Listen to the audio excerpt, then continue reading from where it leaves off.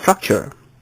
By the end of this video, I hope you will agree with me that our history is completely wrong and that this temple was built by a very advanced civilization. What's so special about this temple? This temple was not constructed by adding stone blocks, but an entire mountain was carved to create this temple. This is the only temple in the whole world where a mountain was cut out from the top to create a structure. In all other temples and caves, even in Ellora and rest of the world, the rock was cut from the front and carved as they went along. The whole world has followed a rock cutting technique called cut-in monolith, while Kailasa temple is the only one that has used the exact opposite technique called cut-out monolith. To see why this rock cutting technique is so different, let's take a look at this pillar that's over 100 feet tall. Notice how small human beings look when compared to this pillar. Normally, to create such a huge pillar, it would take years of work carving accurately on a huge rock. But this pillar was carved by scooping out all the pieces of mountain around it. You can imagine the amount of rock which has been removed to create this pillar. Historians and archaeologists are confused because of the sheer amount of rock that was removed in this temple. Archaeologists confirm that over 400,000 tons of rock had to be scooped out, which would have taken not years but centuries of human labor. Historians have no record of such a monstrous task, and they think that this temple was built in less than 18 years at all. I'm going to ignore rainy days, festivals, wartime, and assume that people work like robots ceaselessly. I'm also going to ignore the time taken to create intricate carvings and complex engineering design and planning, and just focus on the removal of rock. If 400,000 tons of rock were removed in 18 years, 22,000 tons of rock had to be removed every year. This means that 60 tons of rock was removed every day, which gives us 5 tons of rock removed every hour. I think we can all agree that it's not even possible today to remove 5 tons of rock from a mountain every hour. Not even with the so-called advanced machines we have. So if it's not humanly possible, was it done by humans at all? Was this created with the help of extraterrestrial intelligence? Now, forget about creating such an extraordinary structure. Can human beings at least destroy this temple?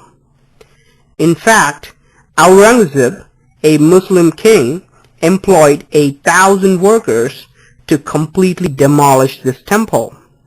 In 1682, he ordered that the temple be destroyed so that there would be no trace of it. Records show that 1,000 people worked for 3 years and they could only do a very minimal damage. They could break and disfigure a few statues here and there, but they realized it's just not possible to completely destroy this temple. Aurangzeb finally gave up on this impossible task. Note that this attempted destruction is very similar to another mysterious structure called the Menkaure's Pyramid in Egypt. Another Muslim ruler wanted all the pyramids to be destroyed, and Aurangzeb finally gave up on this impossible task. Note that this attempted destruction is very similar to another mysterious structure called the Menkaure's Pyramid in Egypt.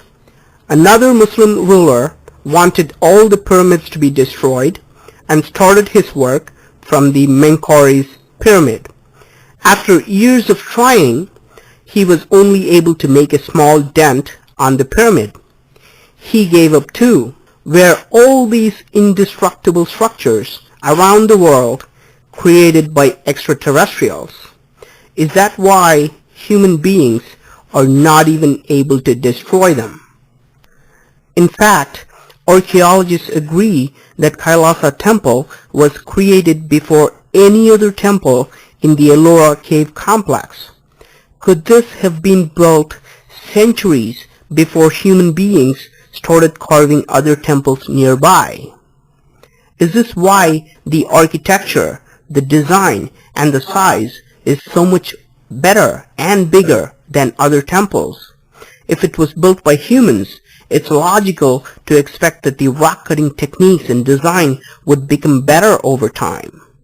People would gain more experience and knowledge and make better structures in the future. However, the Kailasa Temple is the oldest and the biggest temple carved with engineering perfection. Unlike other temples, the Kailasa is the only temple that's visible from the air. Out of 34 temples, all carved side by side, Kailasa Temple stands out and you can see it while flying over it. Is this just a coincidence? Or was it designed for people to see it from the air, like Nazca Lines of Peru? Even on Google Earth, the aerial view of Kailasa Temple clearly shows an X mark. This is how it looks from the top, and you can see a circular design that is studded with 4 lions that create this huge X mark. Was this created as a signal for extraterrestrials who can spot the location while flying? Unlike other temples of Ellora, notice how well its rectangular design is oriented with all the 4 directions. Its entrance faces perfectly to the west. Is this another coincidence too? Unlike most other temples of Ellora, this temple has bridges that connect towers, rainwater harvesting systems, drainage systems, hidden underground passages, secret peepholes that can show people walking in, elaborate balconies in different areas, and complex stairways that connect multiple levels. And all of this had to be planned accurately before they started carving the mountain. For example, you cannot carve these 2 structures separately and then decide to build a bridge later. No connecting rocks or external rocks were used at all, and everything was carved perfectly from one mountain. Do you still believe that this was done with chisels, hammers, and pickaxes by people with limited mathematical and architectural knowledge? I hope we can all agree that the Kailasa Temple was built by a much advanced civilization, whether it originated in Earth or